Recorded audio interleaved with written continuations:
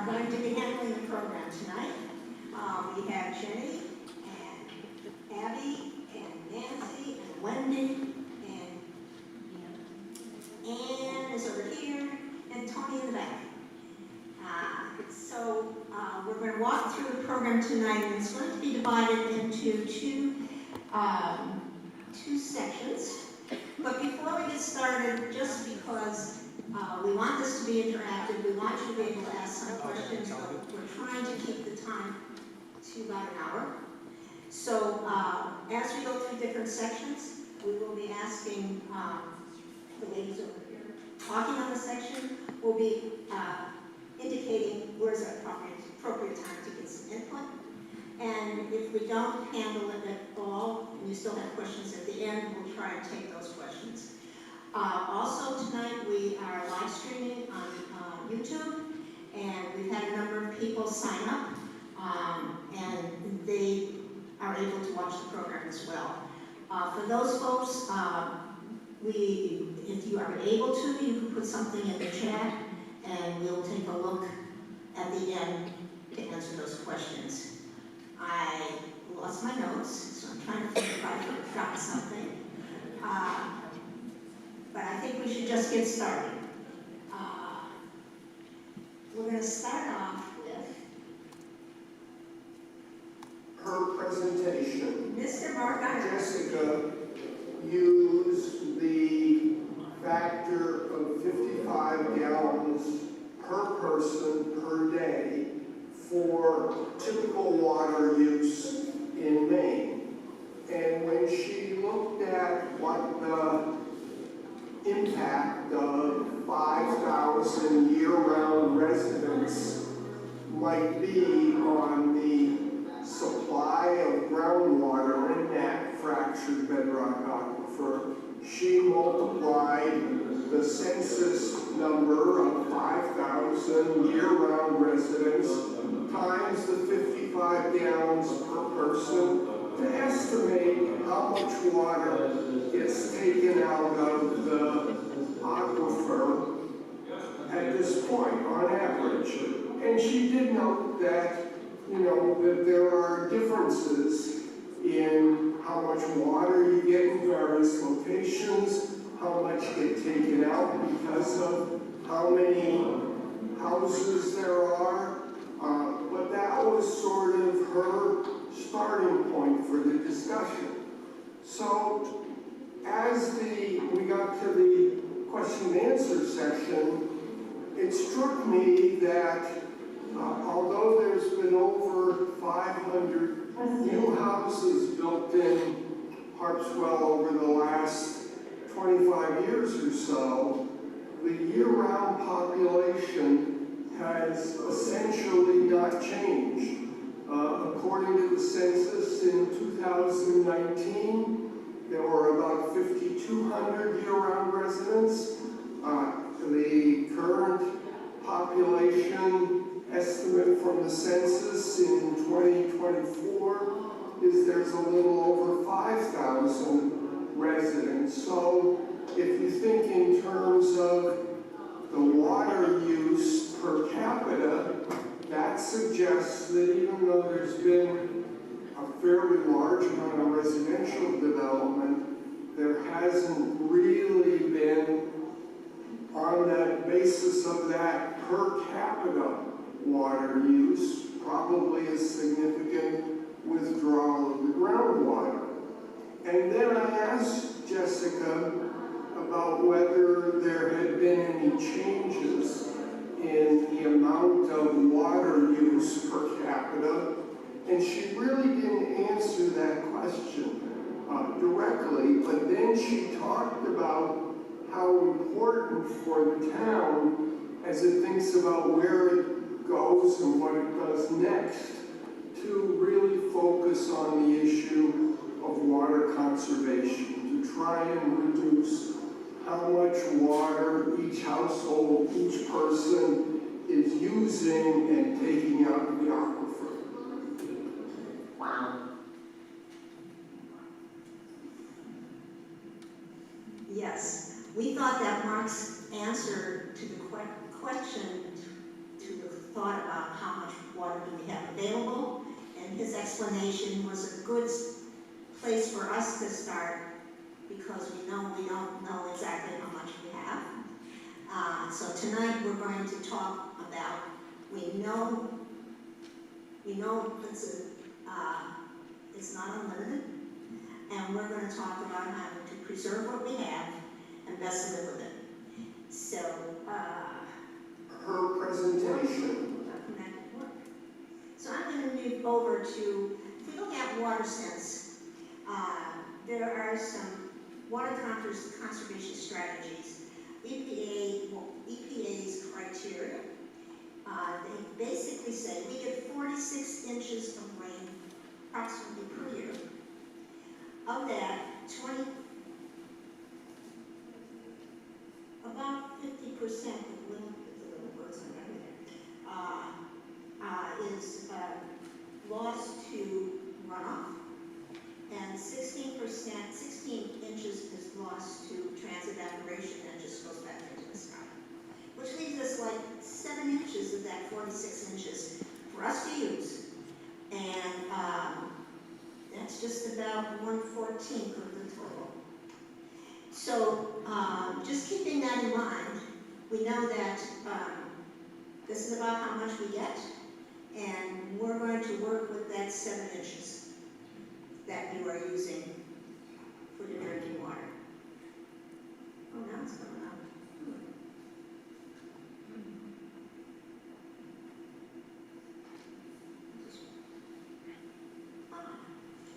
So we're going to move on to the first part of the program, which is harvesting water. Now, this is really good because one of the most ancient ways here in town to harvest water was with cisterns. What you see up on the screen is Two Coves Farm, which is one of the original farms in Harpswell, many generations. And they showed me the cistern that they use to water the cattle. It's out in the yard, and I talked to them 2 years ago when we were having the drought. And he mentioned when we had that one really big rainstorm, the cistern filled up completely just from that rainstorm. And it happens to be constructed right in the swale that happened to be there naturally. It's all rock covered and rock walls that were put in. Still in use for probably 4 or 5 generations. So as I started to talk to people in town, I realized we had quite a few cisterns. Over on Orr's Island, on Wilkes Way, there are cisterns, cisterns underneath cottages. And this picture is in Ann Wilkes' basement. Or it's sort of a basement because it's, it's just raised over the rocks. And they have a cistern there, and their other cabin has a cistern. And then we have some more ambitious ones. But before I go on to that one, I was talking to a number of people in town, and Chip Black was telling me about the cisterns they used when he was building. So there's a number of them in town in various sizes. They can be as simple as, well, not simple, but as elaborately built and for longevity as something in the ground, or is similar to this ambitious home system that's over near Wendy Batson's house, where the gentleman there rigged up a cistern outside his house during the last time we were not having a lot of rain. And he collects rain from his entire roof, and he stores it and pumps it into the garden. A very elaborate rain barrel. 2,200 gallons. Wow, 2,200. These are some pictures of just some white plastic type tanks that you've seen throughout town, I think. Perhaps on the back of a truck next to one of the restaurants, like Sun-Drenched, that bring their drinking water in because they don't have enough. So I think people who have lived in this town for a long time have figured out a way to live with what we have. Although you have to supplement sometimes, like the Merritt House as well. And then we can move along here. We're smaller than cisterns. We have rain barrels. And here's a couple of rain barrels. And we have a future rain barrel right here, which is a bait barrel with some plumbing accoutrements that you can use to make it for about $15. And tonight, Tony Barrett very nicely has put a couple together and brought them here for you to look at. And, am I supposed to do anything wrong with that right there? Just remind people that they need to have their names and addresses. Right. I don't know if it was mentioned, but you filled out some little tags, were asked to put it in the cauldron. Well, that's going to be a door prize at the end. One of you gets to take this home with you. So we'll do the drawing at the end.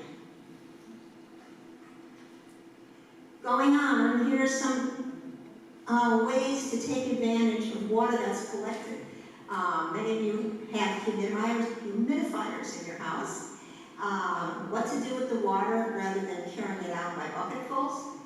This system was put into effect where it's elaborately taking the water and pumping it outdoors. Many of you now have heat pumps, similar to the old-fashioned air conditioners. They let water out. There's a pipe that's showing water that's being taken out of the air. You could get ambitious and connect that to a rain barrel, just like connecting water from your gutters. We're going to move on now and talk about conserving water inside. And Wendy? Right.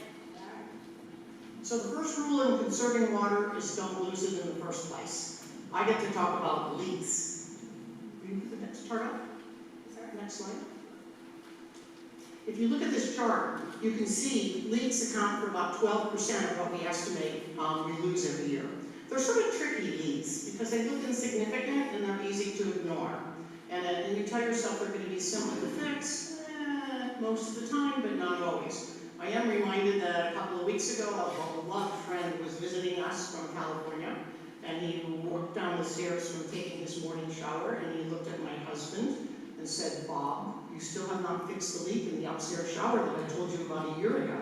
And if looks could kill, then I would have died on the spot. Because that particular leak is embedded in a tile wall in the unreconstructed part of the house, and it's built in about 1967, and it's really easy to ignore. But out of general curiosity, I went up later and put the drain down and waited 7 days and realized there was about 6 inches of water in the bathtub at the end of that week. Just saying. The Environmental Protection Agency estimates that we probably lose around 10,000 gallons of water a year from leaks. That's the equivalent of about 270 loads of laundry. It adds up really fast. So one of the things we suggest is, hard as it may be and painful, is take a 10 or 15-minute walk through your house, inside and out, and look and see what you find. I did it and I was a little bit shocked. Yeah, no, I got it. Can you do the next slide? Next one? There we go. And in that exploratory walk, what you can mostly discover is that the most common types of leaks are all from gaskets and valves. And it's going to be dripping faucets, dripping hoses, worn toilet flappers. That's generally what's going to be causing the leak. The sobering fact is a shower leaking 10 drips per minute wastes about 500 gallons a year. And a leaky faucet that's dripping at the rate of 1 drip per second burns through 3,000 gallons per year. The most serious of all are those toilets. If you can hear them running, or do a test that Nancy's going to explain about in a minute, that could take up to about 950 gallons a week. During the drought that just affected us a couple of years ago, those are really serious numbers. The type of leaks are usually pretty easy to fix, my upstairs shower aside. requiring simple hardware, so I'm told. I've never done it, I gotta confess. But, and not too many complicated tools. Next one. Nope, we went too far. Stay right there. And then finally, the other really big obvious culprit is quite often outside garden hoses. Those of us that have a lot of outside garden hoses quickly realize that that little drip, drip, drip, drip, or run because of this darn things keep doing that adds up really fast. Just last week, out of curiosity, that's my faucet in the lower left, I'll confess right up. I stuck a bucket under there and it filled a 5-gallon bucket. It filled in under 15 minutes. I did distribute it, but it did make me go get pliers and tighten the darn thing up. And any other examples that people can think of leaks that you wish you hadn't ignored? Think about it and share because we will. Finally, I just want to say the Environmental Protection Agency has a very useful website embedded within the EPA website called WaterSense. You'll hear that repeatedly over the course of the evening because not only is it hooked to all kinds of useful, not unuseful, useful YouTube videos on how to fix the various kinds of things we're talking about, it also has a list of appliances that use water and will tell you which are the most efficient and use the least. If you're having to install a new appliance, it's a good first stopping place to see what you might want to purchase. Finally, the only other thing I want to mention, because Tony was pointing out to me, going back to the various kinds of cisterns or other water tanks you might do, we put up the slide we put up actually gives prices that are just taken from local hardware stores. One of us checked on Facebook Marketplace and Craigslist. There's a lot of this stuff floating out here. Don't feel like you gotta buy one new.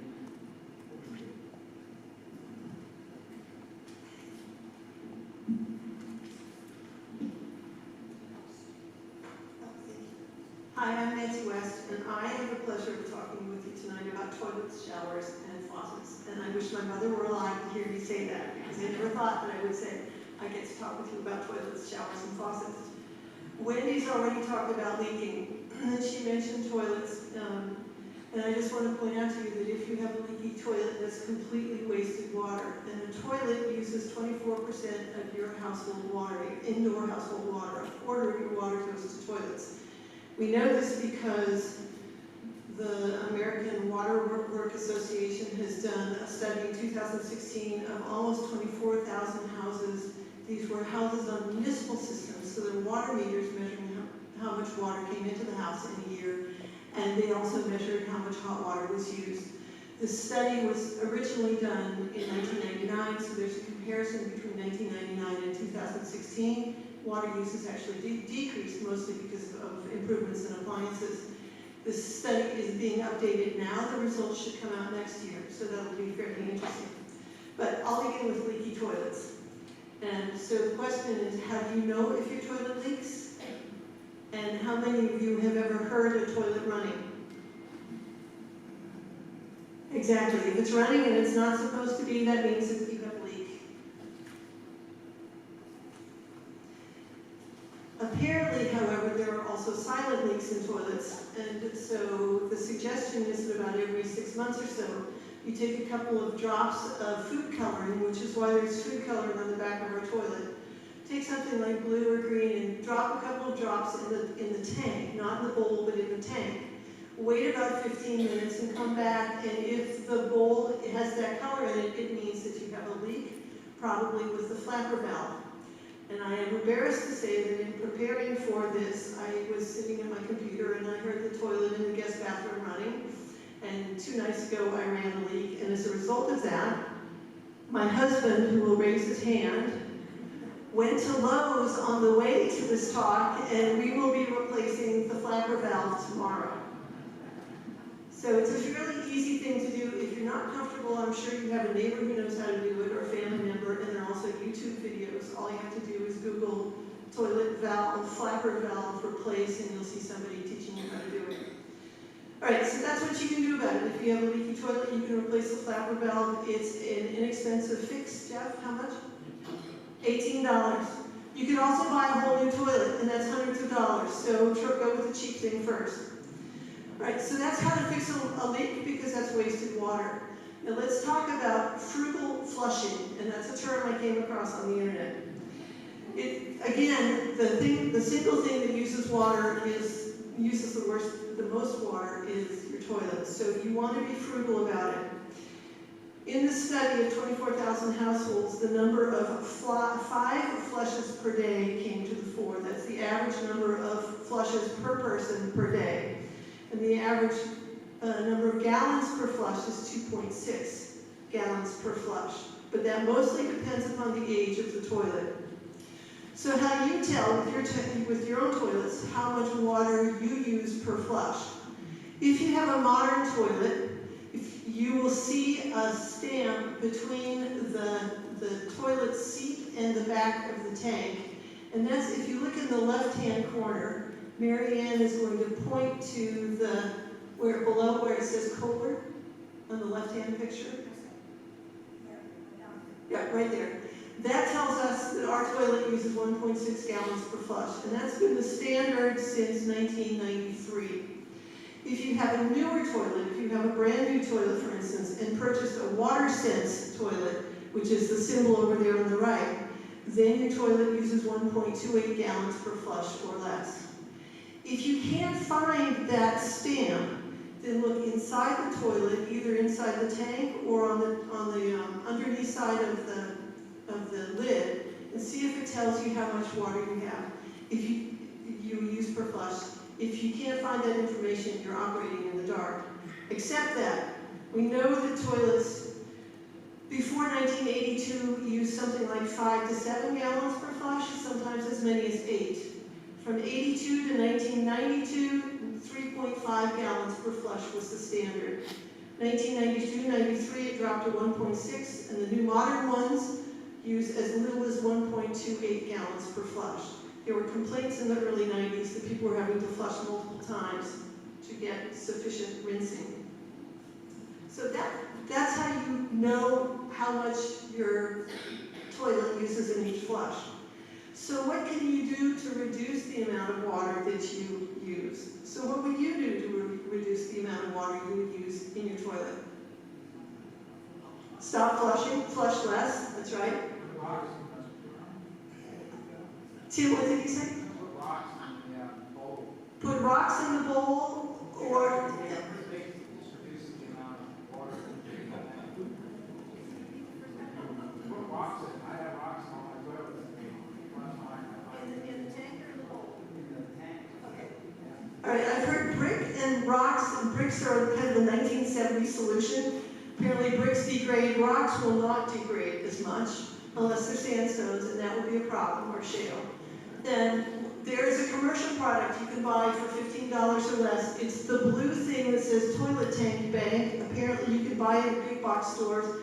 It's relatively inexpensive. It looks like a water bottle. You fill it with water and hang it between the upper fill line and the lower fill line, and it saves you about ½ gallon per flush. And I gather they're like on the order of $10 to $15 each. And the problem with the brick is that if it degrades, then it's going to irritate your flapper valve, and then you might have a leak. There's another device I didn't know about. It's called a water diverter. It's the green plastic thing up there. Apparently you can get them for less than $1. And you put them between the flexible hose for the intake and the overflow, which is the rigid vertical tube. Your goal is to have the bowl finish filling at the same time that the tank finishes filling. So you can put it in several different positions in order to try to balance out the fill rate, not the fill rate, but the fill time between the tank and the bowl. I guess if one fills before the other, then you're exhausting the extra water. So those are two relatively inexpensive things that you can do. And if you decide to try one of these fill cycle diverters, that's an inexpensive gamble on your part, like an 89-cent gamble on your part. You could search on your search engine for YouTube retrofit your toilet. That's a YouTube retrofit your toilet, and you can see a video about how to use it, where to place it, how to use it. And that will also save about ½ gallon per flush. So with the toilet tank bank and the water diverter, you can save 1 gallon per flush. All right?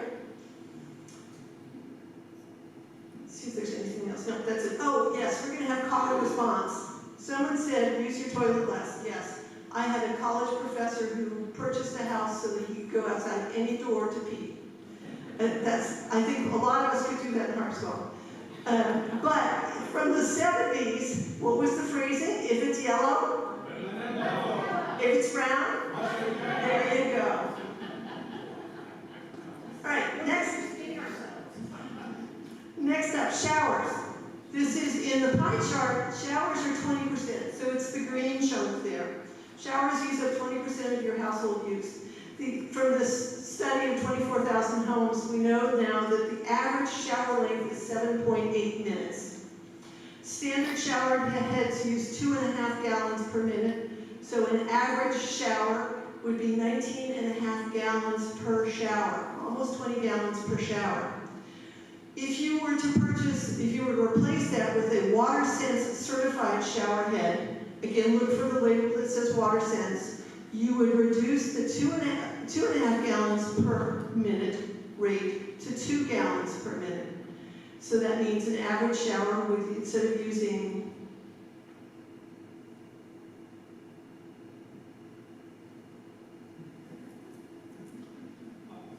okay, if you switch, I didn't put down the original volume. If you switched, you would save 1,425 gallons per person per year, and that works out to 91 showers. Right? So if you decrease your shower head by half a gallon per minute, by using a WaterSense shower head, you would save the equivalent of 91 showers a year over a conventional shower head. Right? So how do you know how much water you use? Well, if you look at the join of the shower head and the hose, our shower head tells us that our shower uses 1.75 gallons per year. So if you have a modern shower head, per minute, 1.75 gallons per minute. Thank you.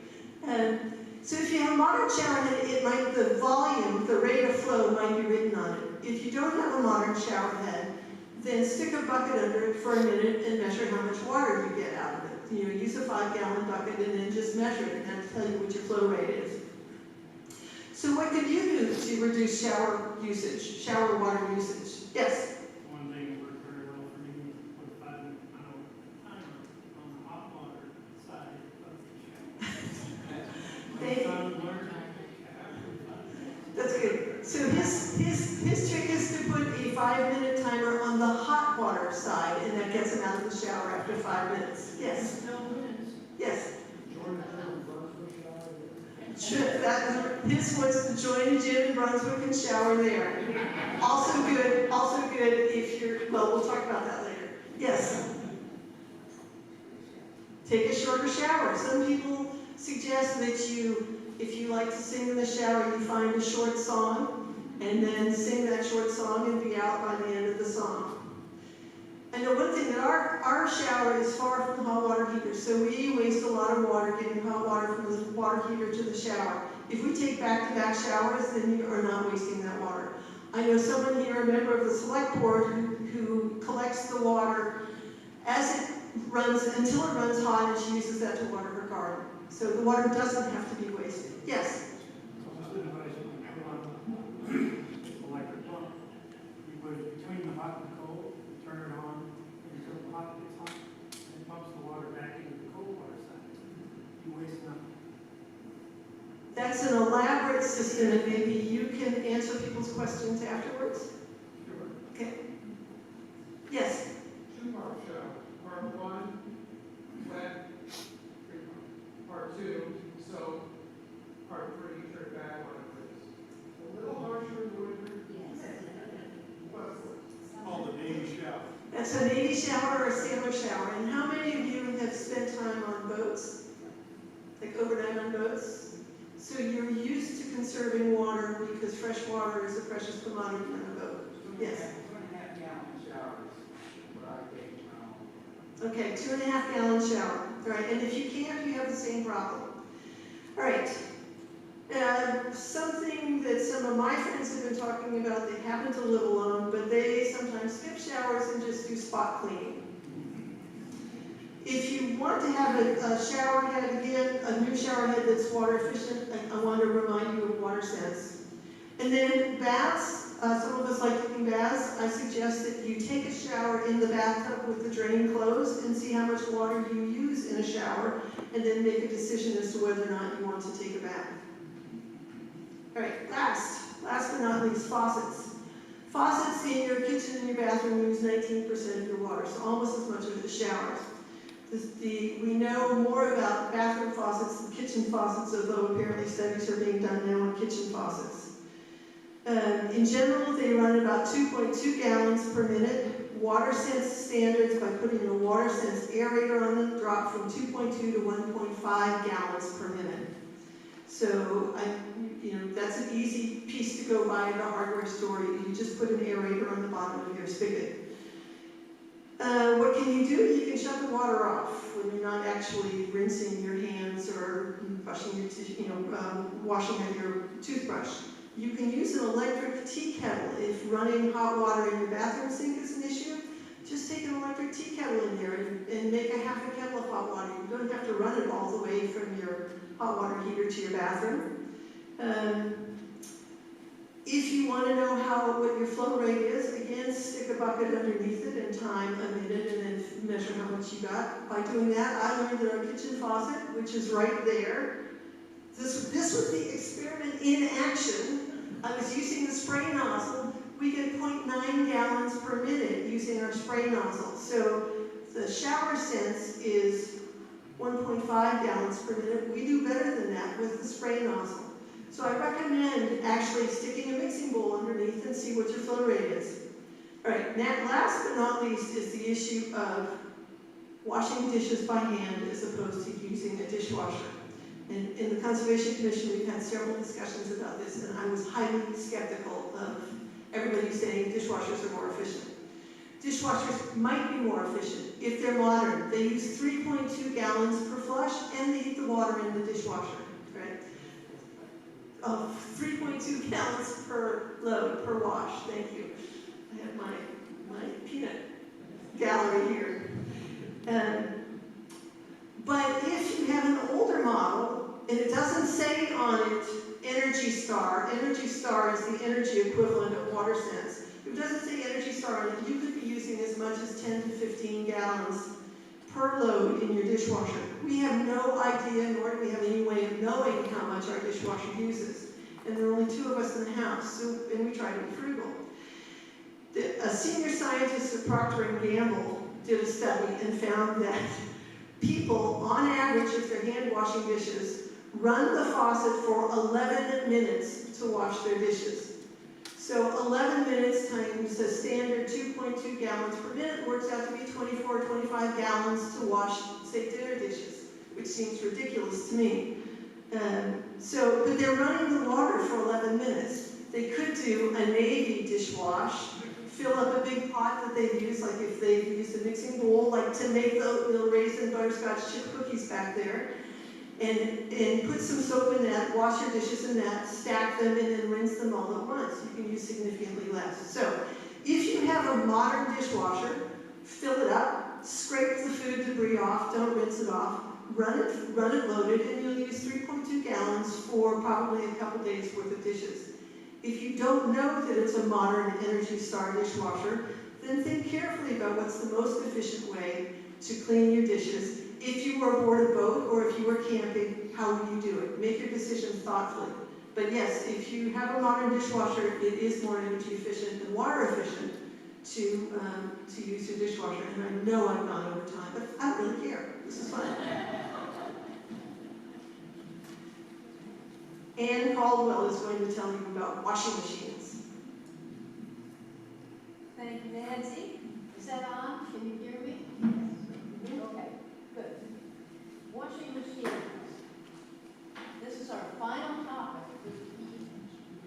Up higher?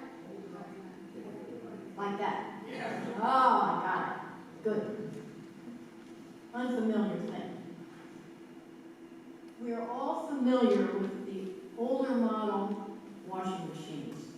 Top load, central post that agitates. What we may not be familiar with is how much water those washing machines use. 40 gallons or upwards for one load. It's an amazing amount of water. The newer models, pictured here, use between 10 and 20 gallons per load. Of some note, front-loading modern washers use 25% less water than a top-load modern washer with many water-saving features. A good question that many people ask is, how can you possibly get your clothes clean with so little water? The answer is an ancient method: friction. Less water, more friction between the clothes when the clothes are agitated. Think of your grandmother's washing board. Friction. So they do a good job. Now, most of us are not in the game to buy a new washing machine. That is a very expensive proposition. So what I would suggest is, when you are in the situation of needing to buy a new washer, usually when the old one crumps out irretrievably, please go to the Energy Star site. They have an amazing list of all currently available models, and it's easy to compare the water and power saving features of any model you might want to choose. Now, for those of us who are going to continue to use our washing machines, there are a number of habits that we can adopt to reduce the water use, even if we have a modern machine that doesn't use much water. We have compiled a list of that, but actually it would be much better if you all told us your ideas about how you conserve water doing laundry. Takers? Okay, I'll recite the list very quickly. No one here has a foot operated 3.5 gallon washing machine. No electricity. We clean smaller batches of clothes. It's real easy. And you're not even using electricity. I have one. It's fantastic. I'd love to hear more about that. It's just a foot operated. The sailboaters are using them now big time. On the forehead, and they even use seawater. Sometimes they use salt water, which is, I haven't done salt water.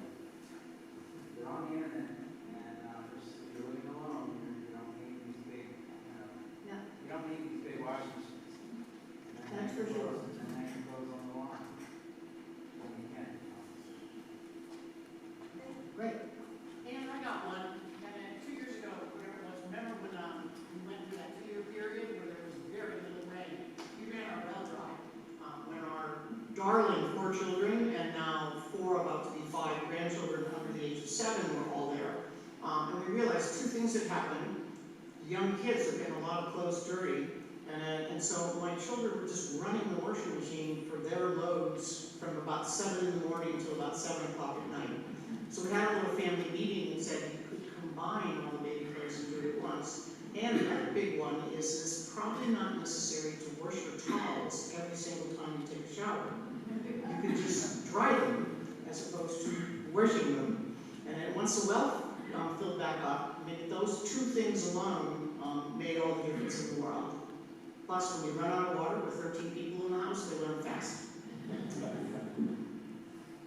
I've had a discussion with several women I know who have, and I could have this with men as well, several women I know who have many people visiting in the summer. Is that true? Yes. And somebody has said they ask their families to bring their own sheets and towels and take them home dirty. I have suggested that maybe they take them to a laundromat in Brunswick and do their sheets and towels all at once and use Brunswick water. Any others? I have a heresy type solution. You don't have to wash the clothes, some of them, every time you wear them. Sometimes you can wear them for a day or 2 days, or even a few days at a time. It helps. If you're neat. I think we've covered a lot of this. Yeah, I think we're gonna move on. We have gotten to the part of the show for the raffle. And in the back, I hope you had a chance to take a look at the rain barrel. I think the gentleman that's walking over there, he's getting ready to pull it out of the hat, isn't it? Whoops, there, put yours in first. Okay, well, why don't you? Sure, we're gonna put it up there.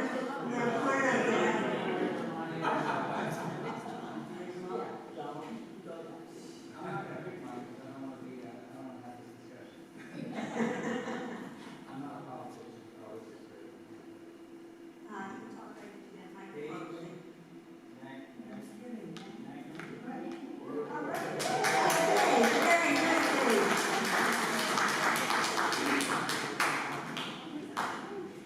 Very good, and I think it's already put together, Paige. Great.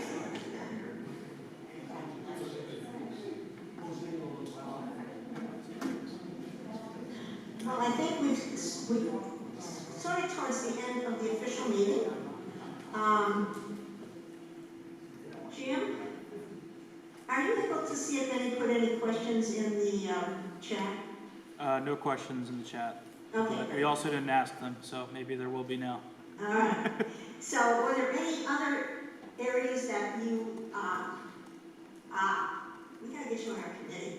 Well, I just want to ask the group here has a well that doesn't work. How many? Right now, Mine was on before. yeah, we had 13. I drank water from top. Okay. It's more than we've had from select board meetings. It's usually 3 or 4. I conserve water like this. I'll bet you. Carolyn, you can too on that. You run water. In dry years, our well runs dry, and my husband actually works for the Conservation Commission, so It's good water. we bring our own. It's actually the source of the water where the swimming pool guys go up. Yeah. Tankers, and I see them all the time. That water is swimming pool water. You put your head in the top of it, it says it's high, when it's full, might as well be swimming pool water. It's as much as, you can fill a swimming pool, be all set for the first 5 days. So we learned something interesting from our well guy after we were sort of repeatedly running dry a few years ago. Fortunately, it cost us $3. He said in Harpswell, a lot of the decreased well performance is due to iron, especially in certain areas, that gets into the pores, which were mentioned in the last meeting. We had our well hydrofractured, and it solved most of the problem.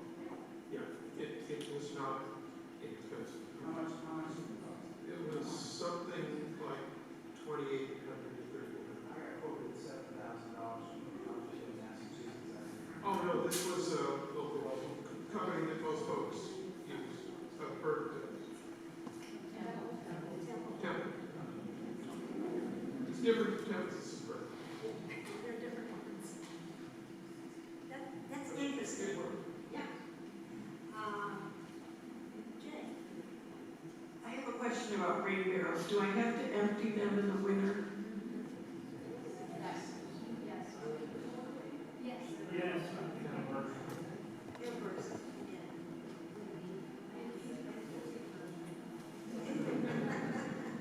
You actually have a choice, you can empty them or replace them.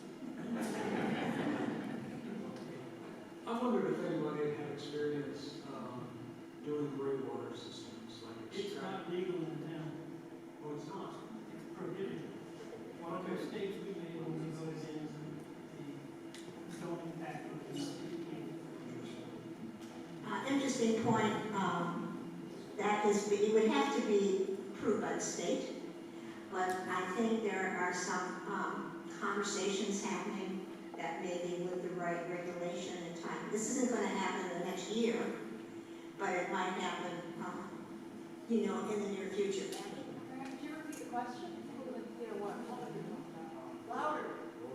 The question was, do we do anything with gray water in Harpswell? And the answer was that it's not allowed by the state. You're not allowed to dump gray water on your property. You can connect it as part of your water system. I think that's how it works. So your laundry. It has to go through the septic. So in other words, you have, Recycling the water from, collect the rainwater, put it in a tank, and then pump the house to flush the toilets, take showers, no. No, you can't do it, that's an odd part. If you take the rainwater, it would go on your land, put it in a tank, send it through your plumbing system, they don't allow you to connect it to a great water outlet to water your garden. It's crazy. I didn't and mean that's a law of the code. when we adopted zoning in '68, we chose a package that had one thing that we were interested in, which was we had to have 2 acres per household for a building lot. And that was to stop the guy that wanted to put 3,000 houses in the city and force the town to make a water plant and a sewage plant to supply that. And we did about 78,000 per person at the time. So despite objecting to zoning for like 50 years, you finally got through. So there is a number. The town ever got the population of Texas, I think it's 26,000 people, 26 to 30. We immediately are have a problem with that because And I think, $78,000. you know, That number is crazy. we're getting into a lot of detail that we don't have information on, but I think it's something that going forward is worth spending more time and getting more information on. I don't think we're ever going to, population Harpswell time at sea 25. No, So we don't have to worry. and how would we, We're all set. so I'm not even, yeah. But gray water may happen as part of your septic in sometime in the fair. I'm building a rain collection system on my standing LC roof, which will go in my cistern, my basement, I'm gonna filter it, shower it, I'm just gonna make it drinking water, so I'm not gonna do wrong. I don't have to. Very good. These are some interesting thoughts that came out of this. If you have more that were not covered tonight, and you could always, You can finish, I just have it right here. I was going to say that you can always send your questions to the email that we have on all our posters and everything, which is conservation@townharpswellme.us. It's the same email address that the town uses. If you address it to conservation, it comes to the Conservation Commission. A couple other really quick things, Laura, and then I'll get back to you. We printed out the handouts tonight because we managed to put QR codes on many of the sites that you might want to check out, like WaterSense and Energy, yeah. The interesting thing on the energy piece is that not only saves water, it also saves electric energy. So you get a double whammy, you might say, double benefit on Energy Star products. Laura.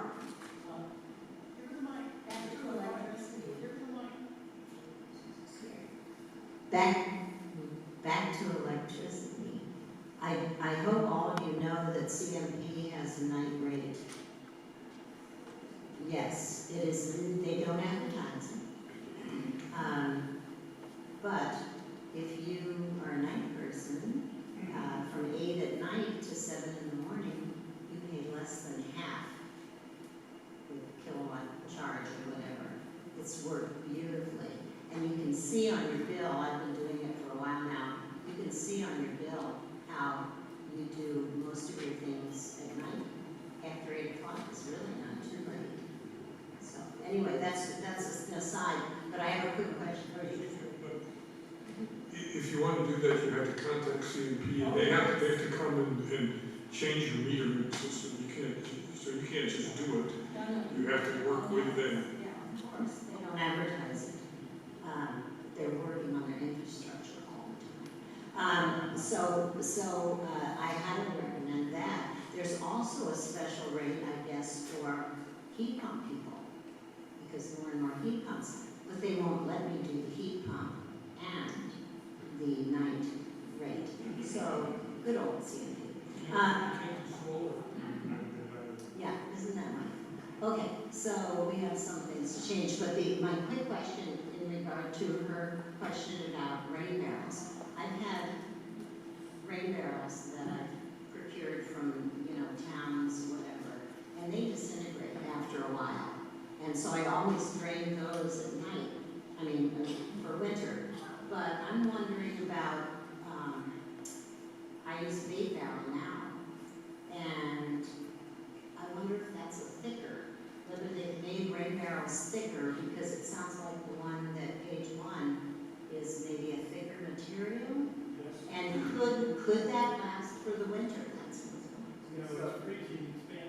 It's the expansion rate of the water. No, the damage to the sun damage, UV kills. So if you have it, if this is in the same spot, it's the same hours of sun every day, it's going to get degraded by How long do they last?